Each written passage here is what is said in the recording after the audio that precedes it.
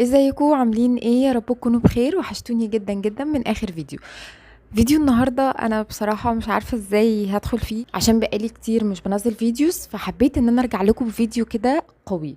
وبما ان اختكم كلها كام يوم وتكمل 25 سنه، يعني ربع قرن، وده رقم مش قليل بالمره، فانا عشان كده قررت ان انا اجمع لكم اهم الدروس اللي اتعلمتها في حياتي. واختكم يا جماعه شافت عنب. والله مواقف بتعلم وبتدي خبرات بطريقة مش طبيعية. عشان كده انا قررت النهاردة ان شاء الله ان انا افيد حتى لو حد واحد بس بدرس اتعلمته في يوم من الايام، يوفر عليكم خبرات كتير ومواقف كتير ممكن تتعرضوا لها. فلو انتم مهتمين بالفيديو ده يلا بينا. اول درس اتعلمته هو درس مهم جدا جدا جدا، وهو الالتزام سر نجاح اي حاجه في حياتك. عايز تنجح في ان انت تخس وزن، هتلتزم بدايت. عايزه تنجحي في الكليه وتجيبي تقديرات، هتلتزم ان انت تذاكري في اوقات معينه او بكميه معينه او حاجات معينه كل يوم. عايزه تنجحي ان انت تحفظي القران، فكل يوم هتبقي محتاجه تلتزمي ان انت تحفظي جزء معين. والحقيقة ان الدرس ده اتعلمته من حاجة كلنا المفروض بنعملها كل يوم، وهي الصلاة كل يوم احنا ملزمين نعمل الحاجة 5 مرات في اليوم، في نفس الوقت لازم نعمل الحاجة دي. فتخيلوا ربنا سبحانه وتعالى بيأدبنا ازاي وبيعلمنا ازاي فعلا ننجح في اي حاجة احنا عايزينها. لو احنا عايزين ننجح في الدنيا وناخد طاعة ربنا، فالصلاة هتكون اول حل بالنسبة لنا، هتكون اول خيار. لو صلاتك مش مظبوطة، صدقوني مفيش حاجة هتكمل.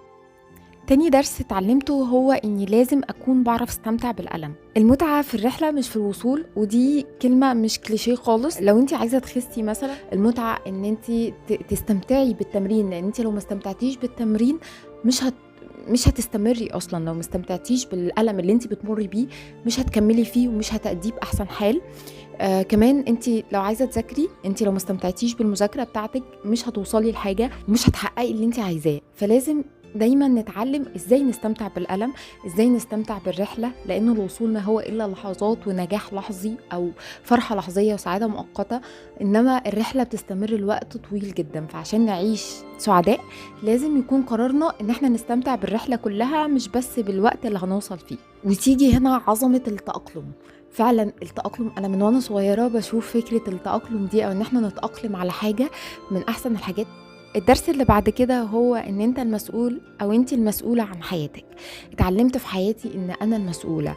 لو في ناس مؤذية في حياتي فانا المسؤولة عن وجودهم، لان انا اللي سمحت لهم بالفرصة دي. لو في ناس بتضايقني فانا اللي سمحت لهم ان هم يعملوا كده. انا المسؤولة لو انا قررت النهاردة ان انا مصليش، انا المسؤولة لو انا قررت النهاردة ان انا افشل وما حققش جزء من احلامي او ما خدش خطوة واحدة توديني لجزء من احلامي، مش الظروف ابدا. اوعوا تعيشوا دور الضحيه او تعلقوا حياتكم كلها على شماعه الظروف، لان دي هتوديكوا للا شيء. بجد بجد مش هتوصلوا لاي حاجه في حياتكم. فمهم جدا ان انتوا تعرفوا تكونوا مسؤولين. ما ينفعش ابدا تكون في قصه كبيره قوي انتي بطلتها وتسيبي نفسك تعيشي كومبارس، تسيبي نفسك كل حاجة حواليكي تتحكم فيكي. هل انت عمرك قريتي رواية؟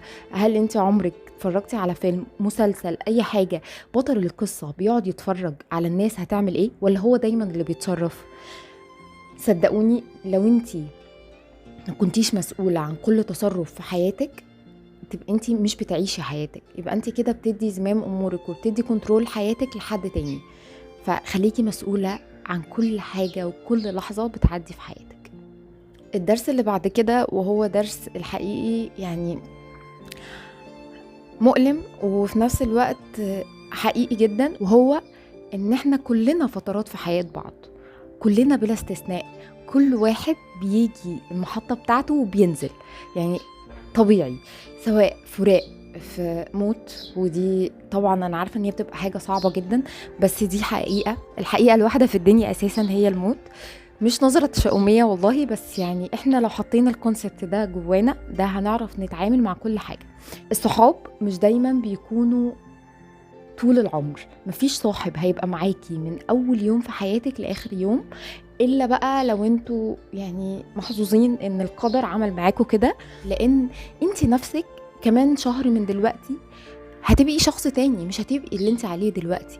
تخيلي بقى بعد سنة انت هتبقي شخص تاني، هل نفس الاشخاص هيكونوا مناسبين ليكي؟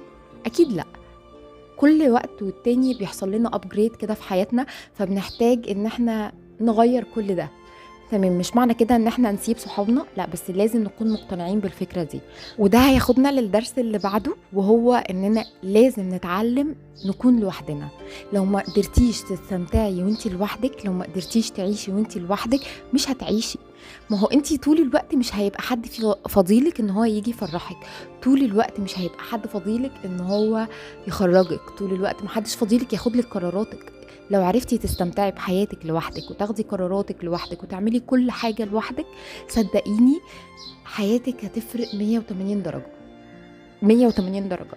فدايما اتعلمي تكوني لوحدك، بس ده مش معناه ان انتي تتخلي عن كل الحاجات الاجتماعية اللي في حياتك، لا، عادي. وقت الاجتماعيات، وقت التجمعات، عيشي وانبسطي وكل حاجة، بس لازم وقت ما تحبي تنبسطي وانتي لوحدك ما تدوريش على حد يبسطك، ما تدوريش على حد ياخدلك قرارك، انتي اعملي ده بنفسك. الدرس اللي بعد كده وهو الحقيقة درس مهم جدا جدا، وهو اننا مسؤولين عن السعي مش عن الوصول. ناس كتير قوي قوي بتفضل تبص تحط النتيجة او الهدف اللي قدامها حاجز بينها وبين الحاجة اللي عايزة تحققها اصلا.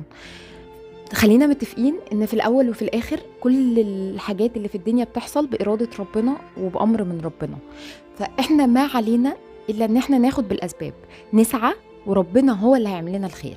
اتوفقنا فاحنا عملنا اللي علينا، ما توفقناش فاكيد الموضوع ده مش خير لينا. فانتي لو عايزه توصلي لحاجه معينه، ما تجيش تقعدي وتقولي ما انا مش هحققها. طب وايه؟ طب يعني هل انتي منتظره ان في حد هيجي يحققها لك؟ الهدف اللي احنا بنحطه ما هو الا بوصله بتخلينا نعرف هل احنا قربنا ولا بعدنا، هل احنا ماشيين في الطريق الصح اصلا ولا احنا ماشيين في طريق تاني مش بيودينا للحاجة اللي احنا عايزينها. واستمرار السعي لا يعني حتمية الوصول، فاحنا مش عشان بنسعى لازم هنوصل. اولا ممكن الحاجة اللي احنا بنسعى ليها ما تكونش مناسبة لينا، ثانيا الحاجة اللي ممكن بنسعى ليها بنسعى لها في طريقة غلط او بطريقة غلط، فدايما لما بنفشل في حاجة لازم نغير الطريق. المهم ان انتي اسعي واجتهدي، والذين جاهدوا فينا لنهدينهم سبلنا. يعني سبحان الله، يعني ربنا سبحانه وتعالى قال لنا على كل حاجة، فاحنا نركز شوية كده ونبدأ نعرف اساسا احنا عايزين ايه ونسعى ونتوكل على الله. اعقلها وتوكل. الدرس اللي بعد كده وهو حاجة مهمة جدا جدا جدا، دايما واحنا لسه طايشين ومش فاهمين الدنيا وما نضجناش بنبقى كل هدفنا ان احنا ناكل صحي او نعمل رياضة، هو اننا نخس او نتخن. فالحقيقة ان دي حاجة غلط جدا. ليه؟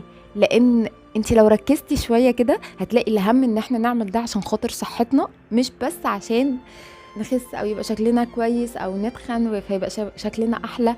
لا، احنا بنعمل ده عشان صحتنا. يعني انا مؤخرا ادركت يعني ايه انا ممكن اجي في لحظة كده رجلي توجعني جامد فما اقدرش امشي كويس. طب هل فعلا الاكل نفعني؟ هل القوام بقى الممشوق والجو ده نفعني؟ لا طبعا. يعني ايه تبقى انت هزيلة مش قادرة تشيلي حاجة، مش قادرة تتحملي مسؤوليات، مش قادرة، يعني مش قادرة تعملي اي حاجة؟ انت متخيلة تبقي واحدة في العشرينات من عمرك مش قادرة تعملي ابسط الحاجات اللي ممكن تعمليها في حياتك؟ هقول لكم على مثال. انت متخيلة ان انت لو ما حافظتيش على صحتك هتحتاجي حد يشيلك في يوم من الايام؟ لما تكبري الموضوع والتفكير والنضج بيفرق جدا.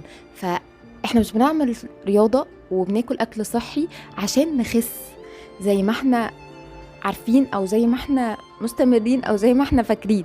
لا، الفكرة ان احنا بنعمل كده بس عشان صحتنا. انت لو خدتي الكونسبت ده هتوصلي للجسم اللي انت عايزاه وهتعملي كل حاجة، بس الفيرست بريوريتي عندك هتكون صحتك لازم تحافظي عليها، لان هي اللي بقيالك، محدش هيشيلك غير رجليكي، معلش.